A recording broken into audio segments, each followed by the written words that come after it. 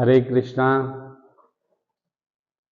நம்ம ஏற்கனவே பார்த்த நம்ம சக்தி ஓட்ட பாதை வந்து பார்த்திங்கன்னா பெரிக்காடியம். பெரிக்காடியத்தில் பஞ்சபூத புள்ளி, ஊரி புள்ளி, இதில் தீரும் நோய்கள், இது எல்லா டீட்டெயிலும் நான் உங்களுக்கு வந்து இதுக்கு முன்னாடி வகுப்பில் சொன்னேன். இன்றைக்கி நம்ம பார்க்க இருக்கிறது வந்து பார்த்திங்கன்னா ட்ரிபிள் வார்மர், அதாவது வெப்ப மண்டலம். இது உடம்புல இருக்கக்கூடிய உஷ்ணத்தை வந்து சமநிலையாக வச்சிருக்கக்கூடியது இந்த ட்ரிபிள் வார்மருடைய வேலை. உஷ்ணம் அதிகமானாலும் பிரச்சனை, உஷ்ணம் குறைஞ்சாலும் பிரச்சனை. இதை நார்மலாக வச்சிருக்கக்கூடிய இந்த ட்ரிபிள் வார்மர் இது வந்து ஒரு உறுப்பு கிடையாது.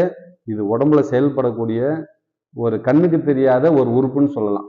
இது ஒரு உறுப்பு தான், ஆனால் கண்ணுக்கு தெரியாது, நீங்கள் அதை பார்க்க முடியாது. இது இந்த உடம்பு வந்து தட்பவெப்ப நிலையை சமநிலையாக வச்சிருக்கக்கூடிய இந்த வேலையை வந்து இது செய்து. இந்த உறுப்பு வந்து பார்த்தீங்கன்னா உயிர் சக்தி ஓட்ட பாதை, அதாவது உயிர் சக்தி ஓட்டம் அப்படின்னா இது வந்து யாங் அப்படின்னா, யாங்னா ஆண் தத்துவம். இன் யாங்ல இது யாங்ல இருக்கு.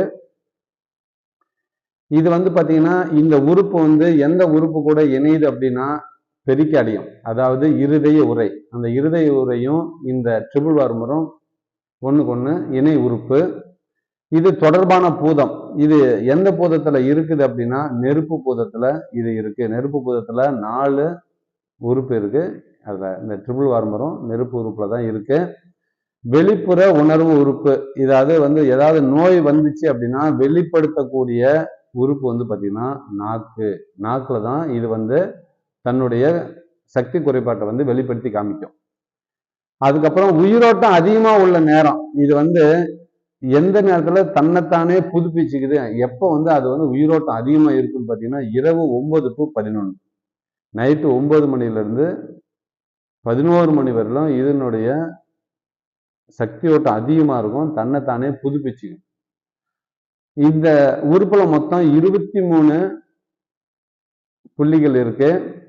23 புள்ளியில எல்லாமே நம்மளுக்கு முக்கியமான புள்ளி இல்லை. நம்மளுக்கு பஞ்சபூத புள்ளி 5 ரொம்ப முக்கியம். உபரி புள்ளி ஒரு சில புள்ளிகளை மட்டும் நம்ம எடுத்துக்கலாம். எல்லா புள்ளிகளுமே நம்மளுக்கு தேவையில்லை. இது வந்து பார்த்தீங்கன்னா இந்த சக்தி ஓட்டம், அதாவது இந்த மெரிடியன் எப்படி ஸ்டார்ட் ஆகி எங்கே முடியுது அப்படிங்கிறத நான் உங்களுக்கு இந்த வீடியோவில் சொல்கிறேன். நல்லா கேளுங்க. இது பாருங்க, இந்த மோதிர விரல்ல இந்த பக்கம் வெளிப்புறத்தில் வந்து உள்புறம் இப்படி வச்சோம்னா இது நம்மளுக்கு உள்புறம். இந்த உள்புறத்தில் வந்து பார்த்தீங்கன்னா இந்த நெகக்கண்ணுக்கு கீழே 0.1 சுன் கீழே இங்கே ஆரம்பிச்சு அப்படியே வருது. இப்படியே இந்த பக்கம் மேல் பக்கமா வரும் பாருங்க. இந்த கருப்பா இருக்கிற பக்கம் வரும், இந்த வெள்ளையா இருக்கிற பக்கம் வராது, கருப்பா இருக்கிற பக்கம் வரும். அப்படியே வரும், இப்படியே வந்து அப்படியே பின்பக்கமா போகும். இந்த இப்படி கை வச்சோம் அப்படின்னா இது பின்பக்கமா அப்படியே போகும். இப்படியே வந்து நேரம் வரும், இப்படியே வந்து இங்க வரும்.